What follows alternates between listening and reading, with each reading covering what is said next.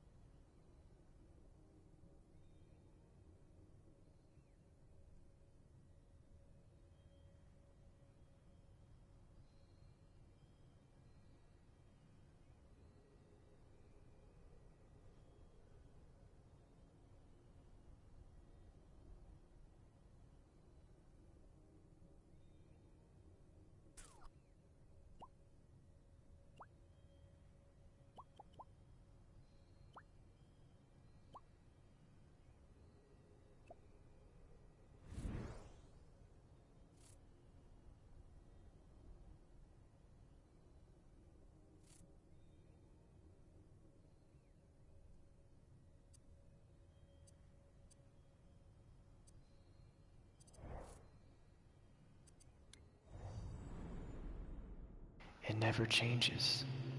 Every night I get to deal with the same awful nightmare. Pills, hypnosis, nothing helps. When I put my head to the pillow, I know what's coming. Rain. It's uncomfortably cold and coming down in torrents.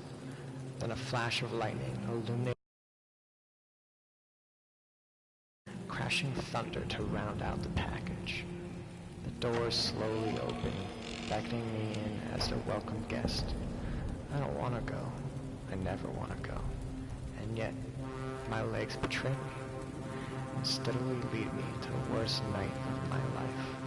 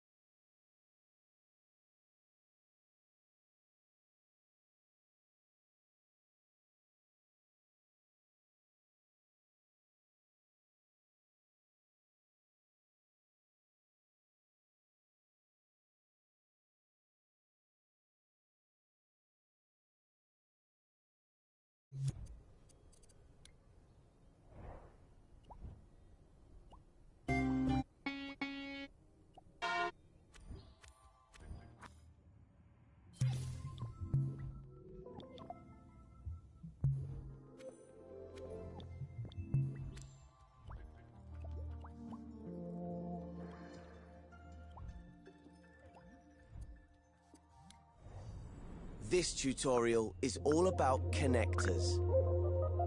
Something Cuthbert hasn't quite got the hang of. Connectors join objects together in a way that lets them move. We're going to use them to help Connie get to Cuthbert. First things first, though, we need to be precise when using connectors, so let's turn on the grid snap guide. That way, everything will line up properly. So, go to the assembly menu and open the guides section. Now select the grid icon with the X button.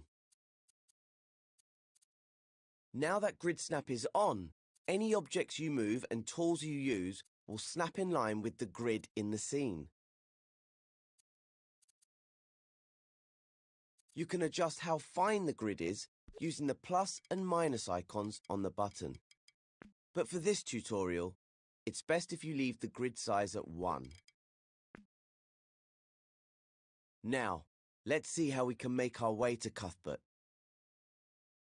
The best way to find out what needs to be connected is to play the scene and see for ourselves. But instead of switching over to play mode, we can start time in edit mode by clicking R3. Aha! Well, this is odd. The bridge has fallen down, but the second platform is still floating in place. Why is one object floating while the other is falling? Click L3 to rewind time. Let's check the bridge's tweak menu. Remember, tweak menus allow us to see and change the settings for objects in edit mode. Hover your imp over the bridge, hold L1 and press the square button to open its tweak menu. Tweak menus differ depending on what sort of object you're tweaking. The bridge is a sculpture. Sculptures are pretty complex things, and their tweak menus have lots of pages. To switch pages, use your imp to select the different tabs at the top.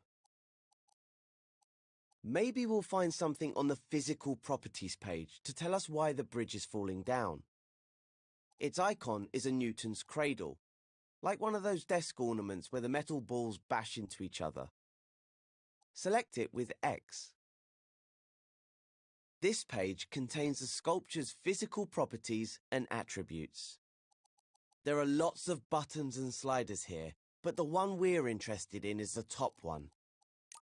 Aha! I thought so. Someone's gone and switched on the movable option.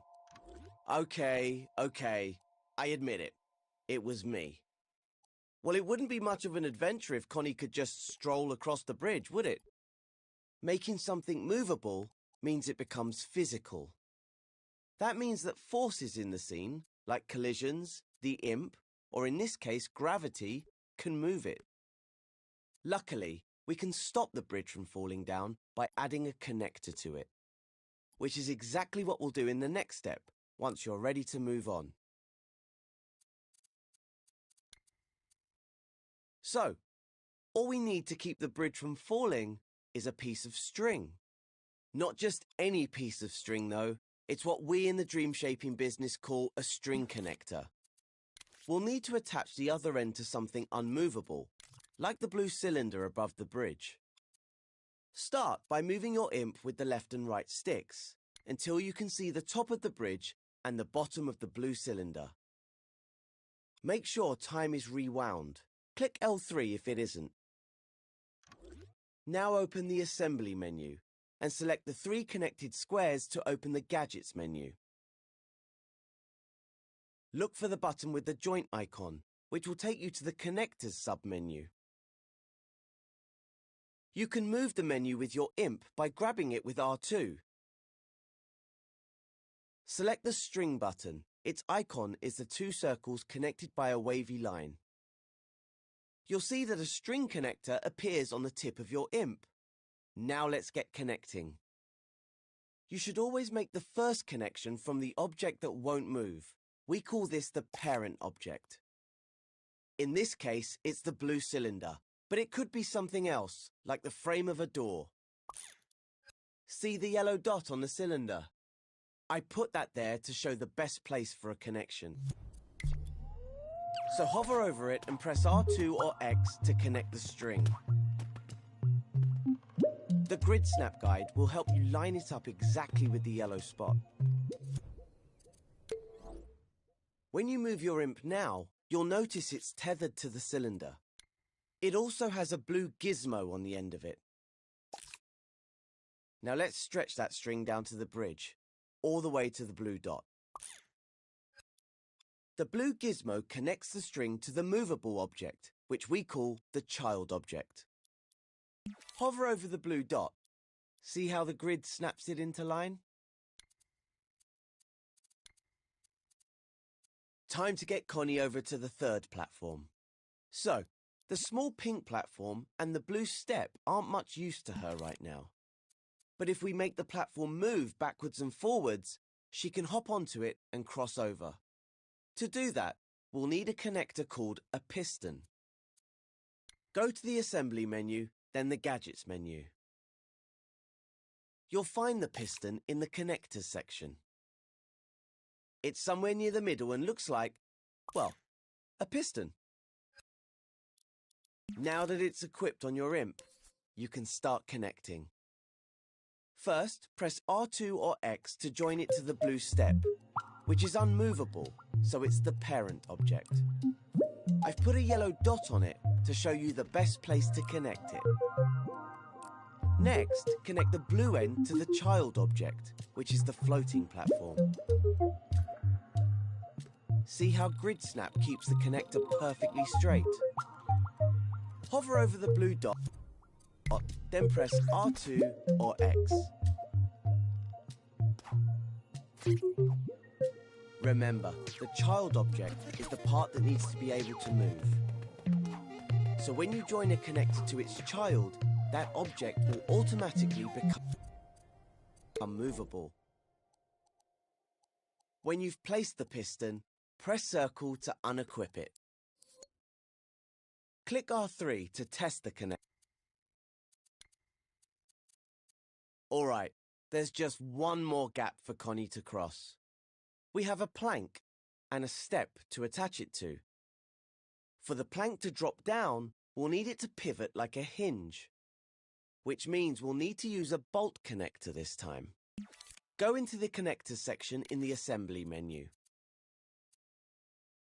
Select the icon with the nut on it. That's the bolt connector. Now you can connect it just like you did with the string and the piston. And because I'm so nice, I've placed some yellow and blue dots and a sneaky new purple one so that you can see where to make the connections. They're quite close together this time, so move in closer for a good view.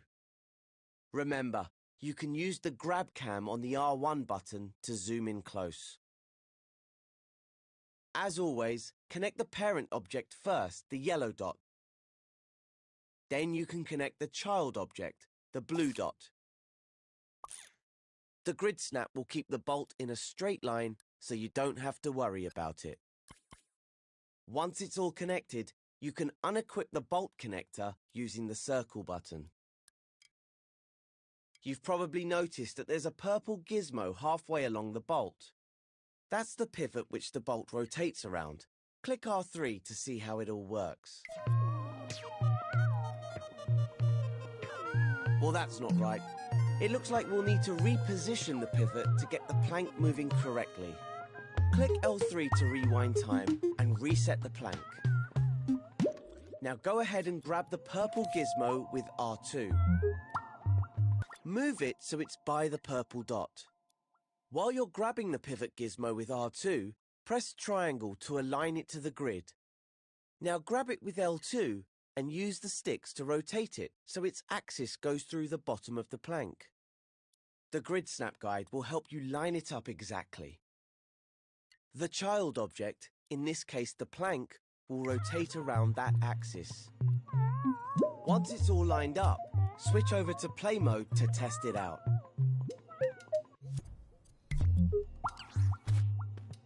If you've done it correctly, the plank should balance upright.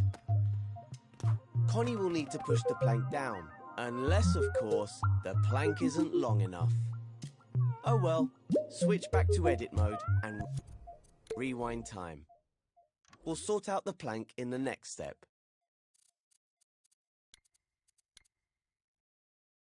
To make sure Connie can reach the last platform, we could always make the plank longer, but that's a completely different tutorial. Instead, let's try restricting the bolt's movement. We can do that by giving it an angle limit. First, you'll need to bring up the bolt's tweak menu. So hover over any part of the bolt, hold L1 and press square. You should see the Use Limits button about halfway down. Select it with X. And look at that, 3 handles have appeared, 2 pale yellow ones and a longer pale blue one. The yellow ones set the range of movement, which is represented by the transparent arc between them. We need to move one of these yellow handles so it's just a little bit left of vertical. It should look like an 11 o'clock position. Now move the other yellow handle to a 3 o'clock position. If your handle doesn't line up exactly, just press triangle while you're grabbing it. This will realign the handle to the grid. The blue handle represents the position of the child object, so you need to line it up with the plank in the 12 o'clock position. Press triangle to realign the handle to the grid if necessary.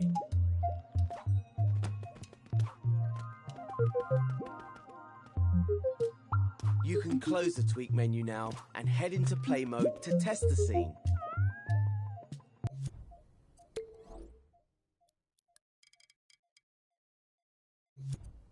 If everything's working correctly, Connie should be able to reach Cuthbert. And if you feel like experimenting, you can try out some other connector types. See what you can come up with. Then, when you're done editing the scene, go through the door in play mode to finish this tutorial.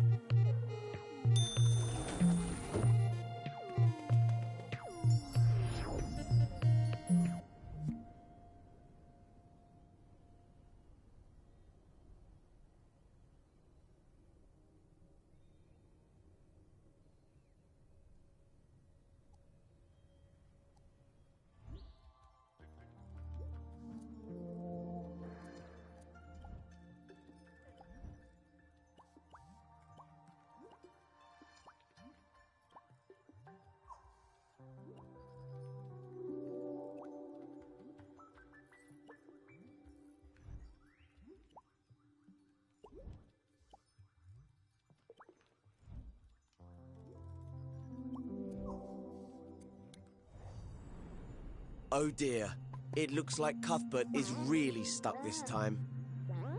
In previous tutorials, you've edited the scene to help Connie reach Cuthbert. But this time, you'll be editing Connie herself, supercharging her with some new abilities to get past the obstacles in the scene. Bear in mind that this is a complex tutorial in which it's easy to make a mistake. If you do, remember to use the left directional button to undo. Now go into play mode and see how far you can get. Possess Connie with R2 and press the X button to jump. Oops, she can't even get over the first obstacle. So let's start by souping up her jump height. Switch back to edit mode and we'll get started.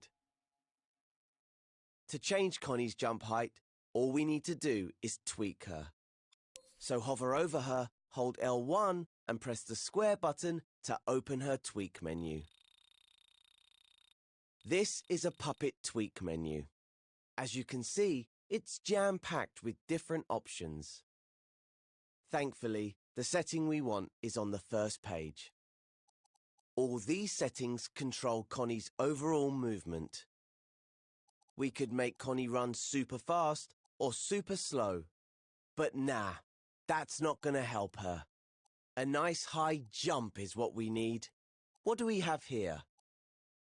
This slider controls Connie's jump height. Hover over it with your imp and hold X to grab it. Move your imp to adjust the slider to around 3 meters. That should be enough to get over that stack of blocks.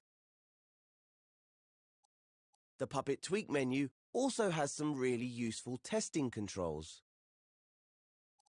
Click R3 to start time and Connie will come to life. See what happens now if you hover your imp over the jump height slider. You can preview the jump, so you can get it to the perfect height without having to test it in play mode. Actually, I think you should dial it back to 2.5 meters, or she might overshoot the jump. You can make small adjustments to sliders by using the up and down directional buttons. Hover over the slider and use the down directional button to adjust the setting. Feel free to explore some of the other settings in the menu. If you're not sure what a button or slider does, just hover over it for a few seconds and a more info tip will pop up to explain. You can even adjust the strength of gravity on her jump. Turn it down a bit to make her jump more floaty. Well, that was pretty cool. Unfortunately, Connie's new jumping skills aren't going to be much use on the next obstacle. And don't even think about making her jump over the top, because that force field will zap her in a second. Instead, let's give Connie the power to crouch. I bet she's always dreamed of it.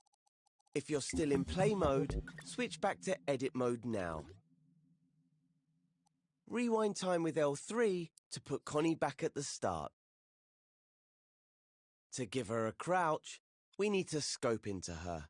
Puppets are made up of sculptures, connectors, and gadgets that are grouped together. Hover over Connie, press and hold L1, then press X to scope in. When you've scoped into a puppet, you can see its inner workings. On Connie's back, there's a microchip gadget. It's called Connie's brain, and it contains all her logic and animations. Let's take a look inside. Hold L1 and press X over it to scope in and open the microchip canvas. There's quite a lot going on in here. The gadget I want you to look at is this one in the bottom right corner with the diamond icon. This is a keyframe gadget. If you've played through the keyframes and timelines tutorial, you'll already know all about these. Keyframes record changes to things in the scene. They store those changes in a gadget, which can be triggered using logic. This keyframe contains a crouching pose for Connie. Select the keyframe with X, and you'll see a preview of how it looks. Those dashed lines over Connie show that she's being changed by the keyframe. Press circle to deselect the keyframe, and she goes back to normal. To be able to activate the crouch keyframe, we need to connect it to Connie's controller sensor. Then you'll be able to make her crouch with a controller button. In the next step, I'll show you how to do exactly that. To activate the crouch, we're going to connect it to Connie's controller sensor. If you've closed her microchip, Scope back into her and then scope into the microchip to open it up again. The controller sensor is the large gadget on Connie's microchip. It has a controller icon on it. Open up its tweak menu with L1 and square. Now you have a microchip and a tweak menu open, you may need to arrange them on the screen. Make sure that the controller sensor and its tweak menu stay to the left. This is because they generate signals, and signals flow through gadgets from left to right in Dreams. You can also save the 3D space position of tweak menus and microchips, or pin them to the screen, using the buttons that appear at the top when hovering over the canvas. This will help you keep them tidy while you're editing logic, which is very important as it's easy to make mistakes. Now, let's take a closer look at that controller sensor. Ah, look, controller buttons. Just what we need. All playable characters contain a controller sensor gadget like this one. But the gadget can also be used for any situation where you want to detect button presses. To assign our keyframe to a button, we just need to wire it to the controller sensor. We won't use a circle button as that depossesses Connie, and X makes her jump. So how about the square button to crouch? Make sure you can see the keyframe on the microchip. Move the tweak menu with R2 if you need to. If you hover over the square button in the controller sensor menu, you'll see ports appear on either side of it. They're just like the ports you see on gadgets.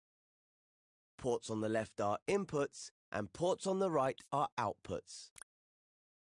Now, you need to be very precise for the next part, as it's easy to make a mistake. Carefully hover your imp over the output port of the square button, and press X to create a wire. Stretch that wire over to the keyframe, and connect it to the power port on the bottom of the gadget with X. If at any time you make a mistake, just undo it using the left directional button. Once your crouch move is all wired up, close the controller sensor tweak menu. Hover over it, hold L1, then press circle to close. Now try out Connie's new crouch in play mode. See if she can make it under the second obstacle.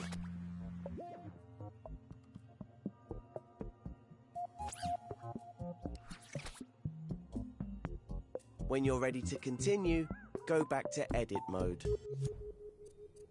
Rewind time with L3 and start the next step.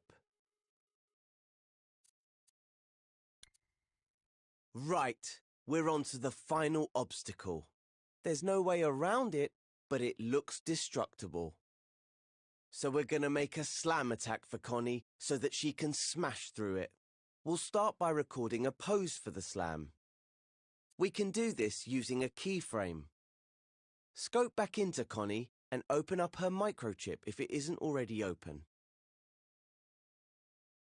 If you've played my Keyframes and Timelines tutorial, you'll have a bit of a head start on this next part.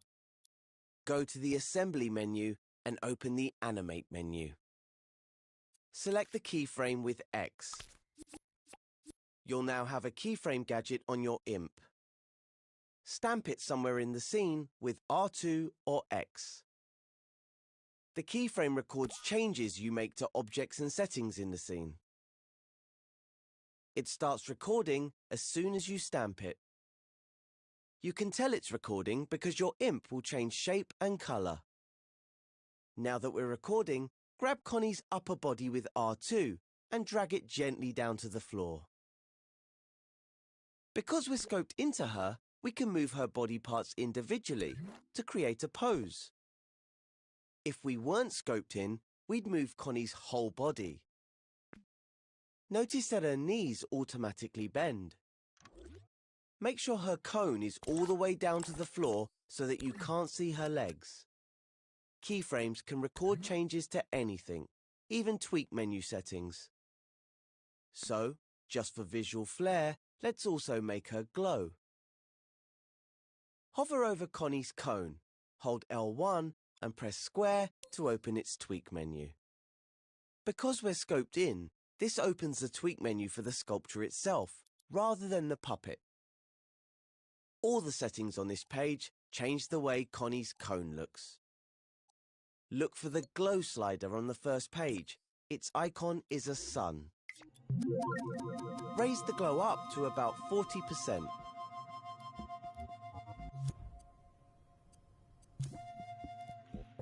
Once you've set the glow, select Stop Recording in the context menu to store the changes to the keyframe. You can close the tweak menu now too. Just hover over it, hold L1 and press circle. Select the keyframe gadget with X, over it, stop. Raise the glow up to about 40%. Once you've set the glow, select Stop Recording in the context menu to store the changes to the keyframe. You can close the tweak menu now too. Just hover over it, hold L1 and press circle. Select the keyframe gadget with X to preview what's been recorded. Looks good. Deselect the keyframe by pressing circle. In the next step, we'll continue building Connie's slam attack. The next step is to place our new Connie animation into a timeline. Using a timeline will let us time the animations and effects of the slam attack. Go to the Assembly menu and back to the Animate menu. Select the timeline with X. Hover over Connie's microchip and stamp a timeline above the crouch keyframe. Now let's open the timeline canvas with L1 and X. The slam attack should be a really quick animation, so adjust the canvas so it's only 1 second long. Any longer and it won't feel snappy enough. Hover over the edge of the timeline canvas so that a white line appears along it. You'll also see a white double-ended arrow appear next to the edge by your imp. When you see this, grab the edge of the canvas with X. Move your imp to shorten the timeline to 1 second. Make sure you don't select the trim button by mistake. It's a square button by the numbers at the top of the timeline. It has a black arrow on it. The timeline duration is now correct, but the space is very small. So let's zoom in a bit. Hover your imp over the timeline canvas, hold L1 and press the right directional button to zoom in. This will keep the timeline duration to 1 second long, but stretch the space so that you can fit more detail into it. If you need to zoom out, just hold L1 and press the left directional button. Now let's put our slam attack keyframe onto the timeline. Grab the keyframe with R2 and place it at the start of the timeline canvas. Make sure you've got the slam keyframe and not the crouch one. The gadget automatically snaps to the surface of the canvas. The keyframe is only a fraction of a second long at the moment, but we need it to fill the length of the timeline. So hover over the keyframe and hold the up directional button to scale it. Make it the same length as the timeline. Now we want to wire the timeline up to a button press, just like we did with the crouch. Move the timeline canvas so that you can see the controller sensor and the timeline gadget. Open the controller sensor tweak menu with L1 and square. I'm going to use L1 as the slam attack button. Hover over the output port of the L1 button and press X to create a wire. Stretch the wire down to the timeline gadget and connect it to the power port on the bottom. You can now use the L1 button to perform Connie's slam attack. Give it a try in play mode.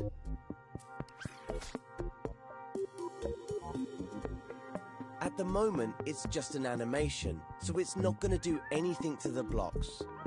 But in the next step, I'll show you how to add some force to it. When you're ready to continue, return to edit mode, rewind time, and start the next step.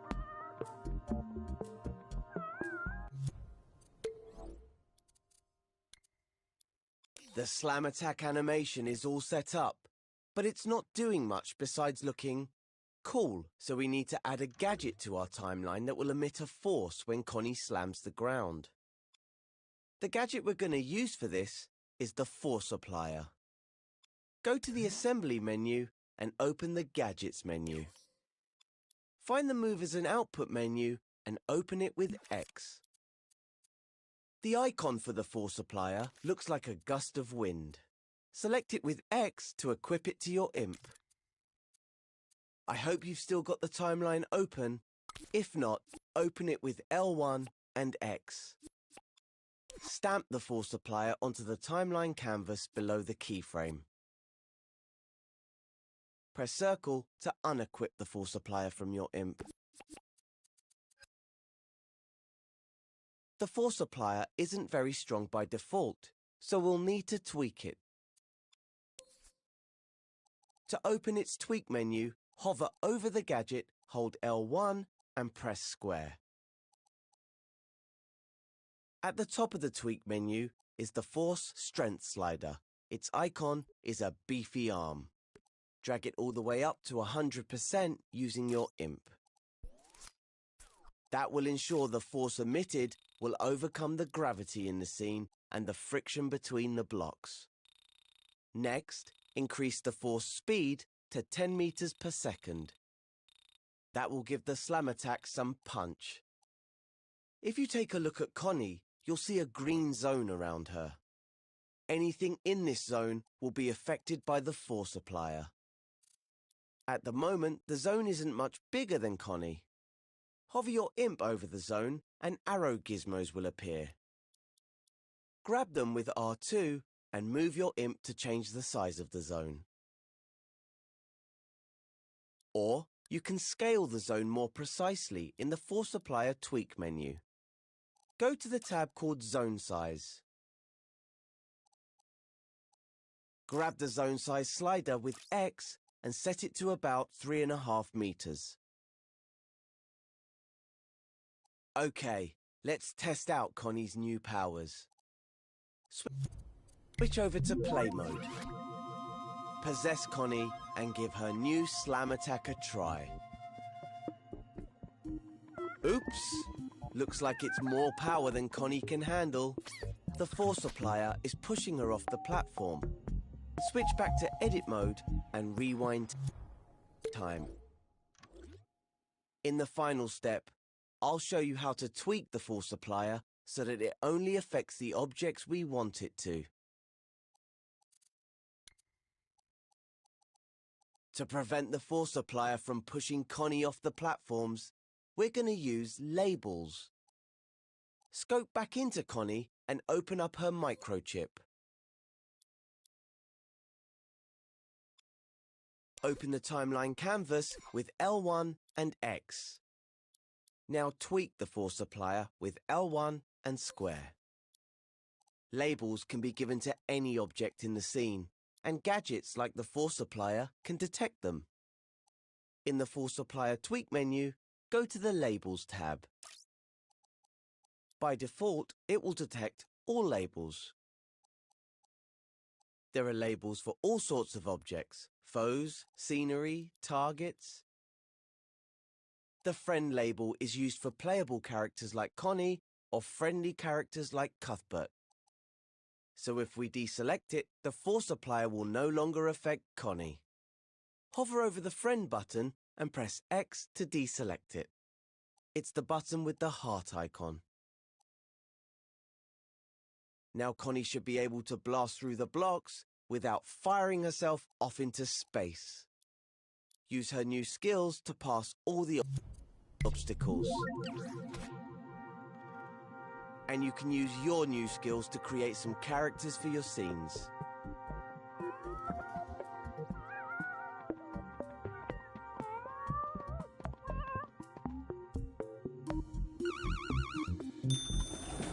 When you've successfully rescued Cuthbert, go through the door to finish this tutorial.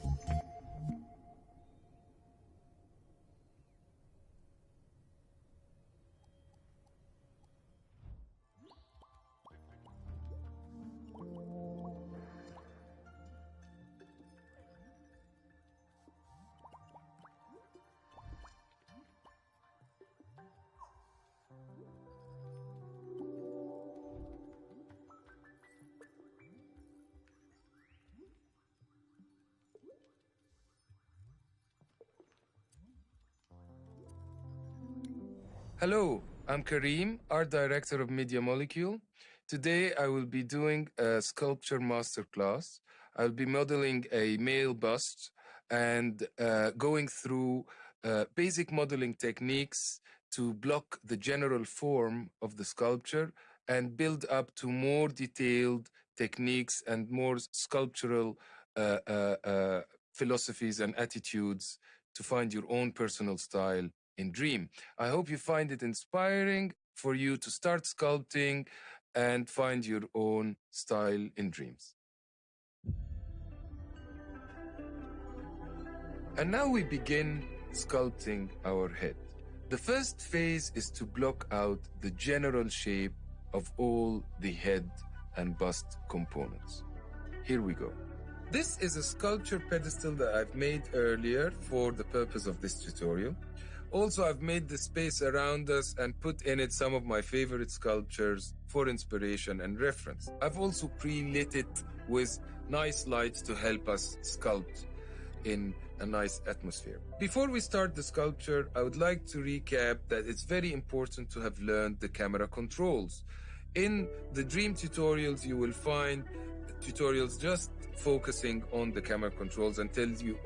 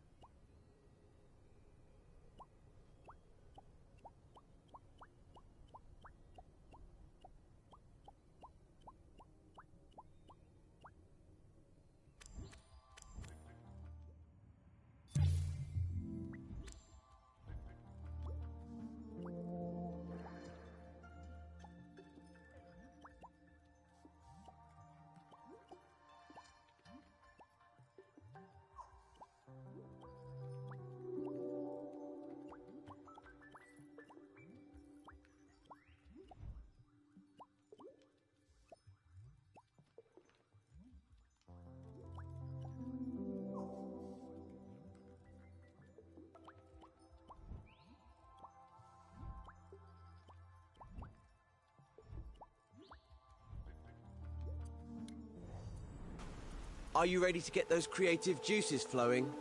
This tutorial's all about making your creations beautiful. Now, this is Connie's front garden. But what's this?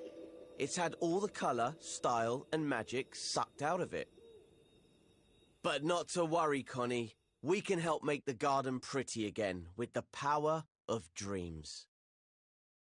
Just to start you off, all the lighting's already done. We can learn more about that later. And because I'm ever your servant, I've also grouped some of these objects just for you. It'll make editing them quicker and easier. So what does the garden need?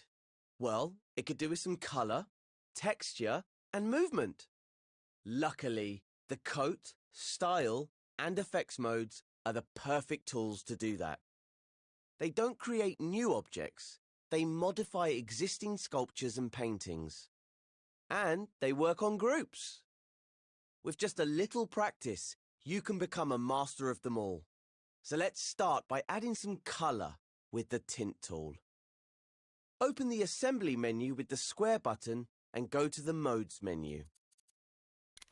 Each mode has its own set of tools and options. The tint tool is in coat mode. It has an icon that looks like a pot of paint being spilled. Select it by pressing the X button. As you can see, the assembly menu has now been replaced with the coat menu. In the top row, you'll find options and helpers. Along the bottom, you'll find the tools. Now, which colour to use? Open the Colours menu in the top row of icons. These are colour groups. You can expand a colour group with X. Each group contains more shades that you can choose from. I'm going to find a green for the foliage, but if green's not your thing, you can experiment. Is the menu too long? You can scroll it by grabbing it with R2. Pick a shade, or if you fancy a more painterly or organic look, choose the tumbler colour at the end of the group. That will apply a random shade that changes as you work. When you've chosen a colour, you're ready to go to the next step.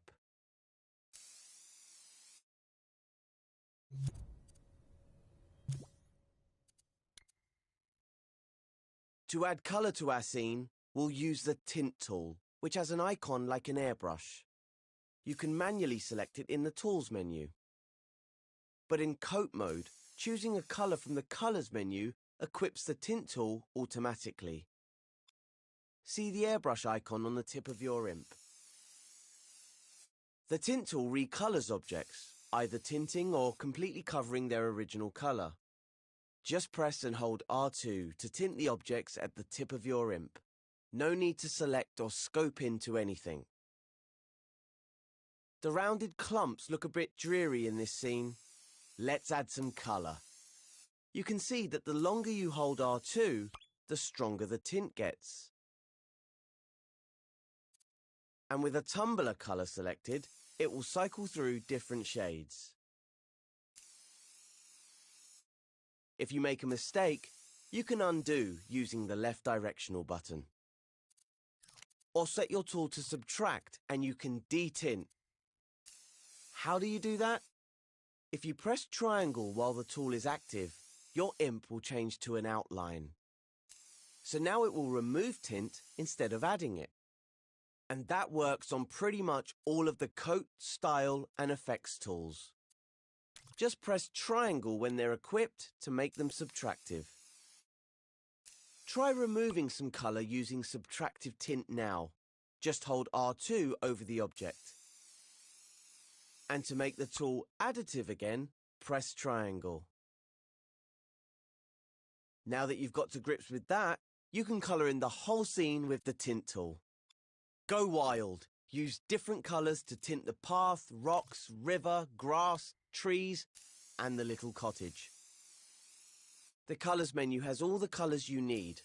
Just open a colour group and pick a shade, or the tumbler colour.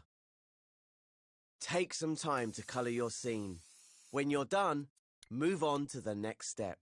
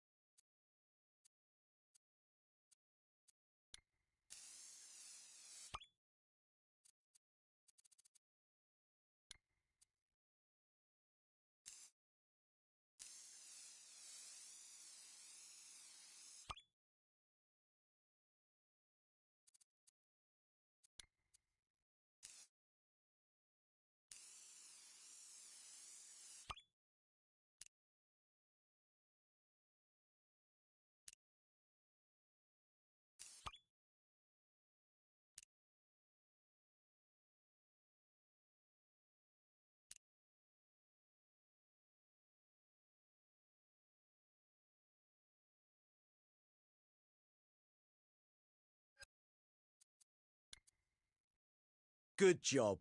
Now your scene is beautifully coloured in, let's add some texture to it. For that, we need to leave coat mode and go into style mode. To leave a mode, select the exit button in the top right of the screen. Or you can use a shortcut. Hold L1 and press circle. Just like scoping out of a group. Now use the Modes menu to switch over to Style mode. The Style mode icon is an S-shaped brushstroke. All sculptures and paintings in Dreams are made up of flecks, and Style mode is where we manipulate them. For example, notice how the objects in this scene look smooth. That's because their flecks are small and tightly packed together. We can make them more textured with the Looseness tool. Select the Looseness tool. It looks like a blurry circle. Now try using R2 to loosen some of the foliage in the scene. Don't hold back.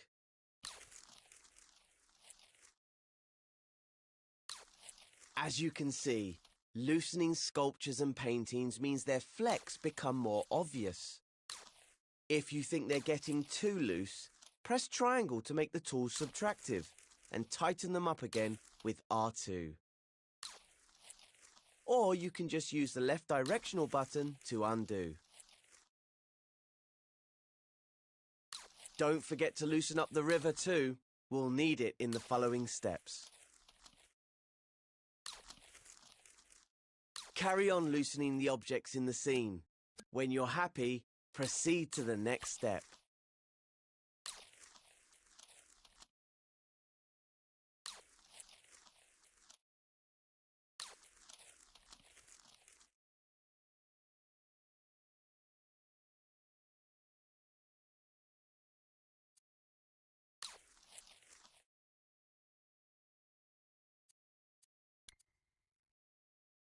Wonderful.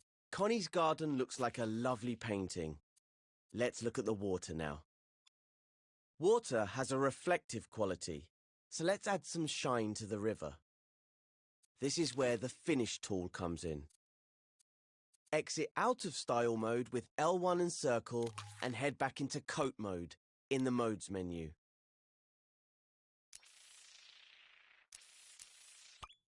Next to the Colours menu in Coat mode, you'll find the Finishes menu.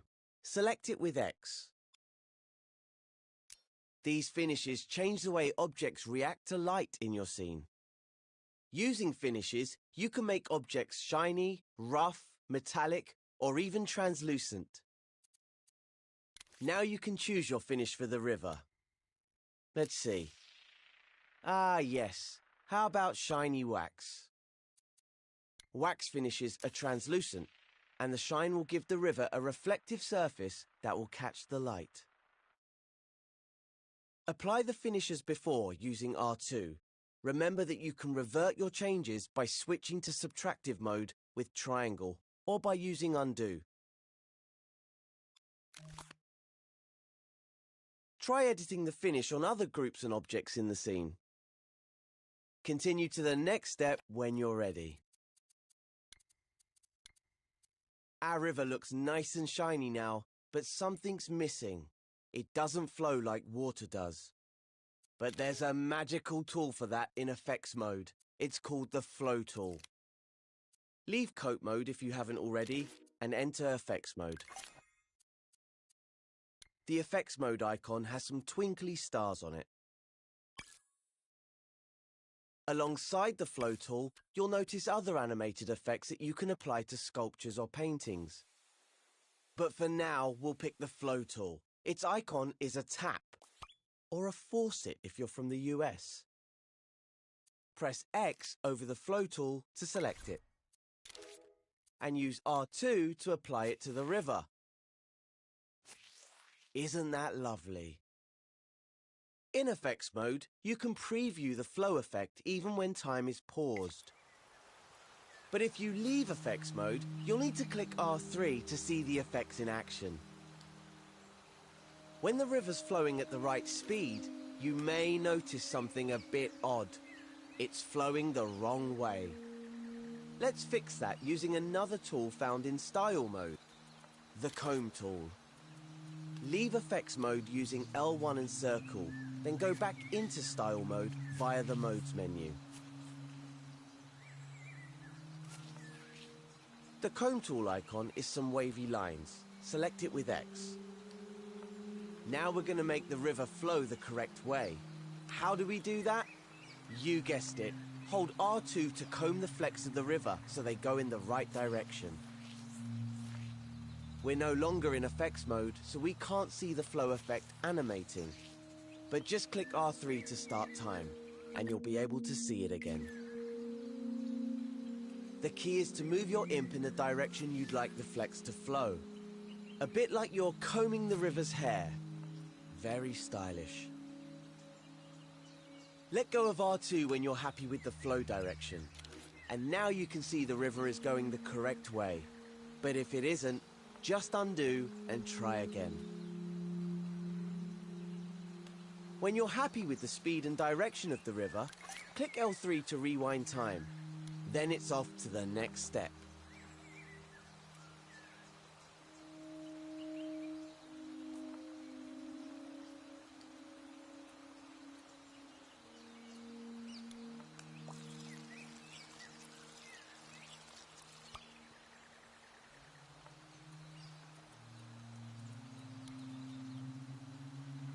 This scene is really coming together.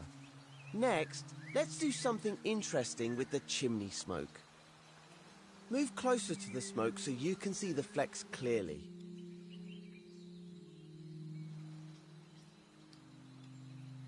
These flecks don't look very smoky, do they? Let's change that. If you're not already in Style mode, head there now using the Modes menu. Open the Flex menu with X. It's the button in the center of the top row. Now choose a fleck that looks smoky. How about the dots fleck? When you choose a fleck type, it'll automatically select the Apply Fleck tool. Now, hover your imp over the smoke and hold R2. The flecks will change. That's better. Let's inspect it now using the grab cam. Grab it with R1. And while you're grabbing, spin around it with the left or right stick. The paint strokes look a bit flat, don't they? You can only see them well from certain angles. We can make it a bit more billowy and three-dimensional using the Impasto tool. In the Style menu, now that the scene is looking good, we should make Connie's cottage look more welcoming for her. We can do that using something called the Glow tool. So head back to the Modes menu and into Coat mode.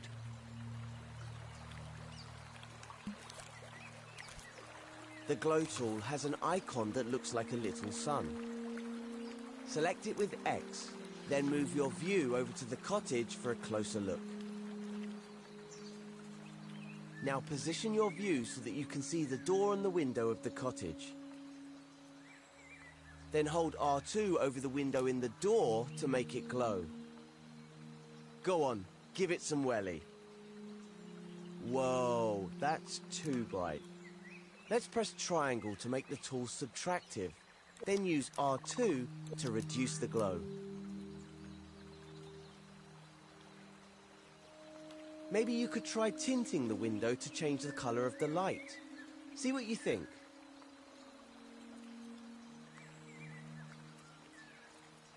Have a play with the Glow tool, and then move on to the next step when you're ready.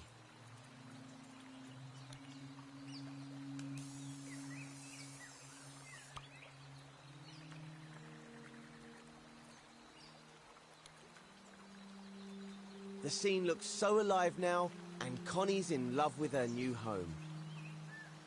It's hard to believe that this scene used to be all grey and blocky. Let's try something. How different did we actually make it? To see, we can use a special trick. Press square to open the menu, and then take a look in the Show Hide section. The Show Hide icon looks like an open eye. It can be found in most of the mode's menus. In the Show Hide menu, you can make all sorts of different objects visible or invisible. It only works in edit mode, so your scene will still look the same in play mode. Some of them are on by default, and some are switched off. Coat, Style and Effects is one of the options which is on by default. Its icon is a combination of the icons for all three of those modes. Try turning it off by pressing X over it. Wow, what an amazing difference. That shows you how powerful these tools really are. Using Coat, Style and Effects, you can make even the most boring block come alive. Practice using the tools and see what you can come up with. When you're finished, go to play mode in the options menu and walk Connie into her beautiful new home. This will complete the tutorial.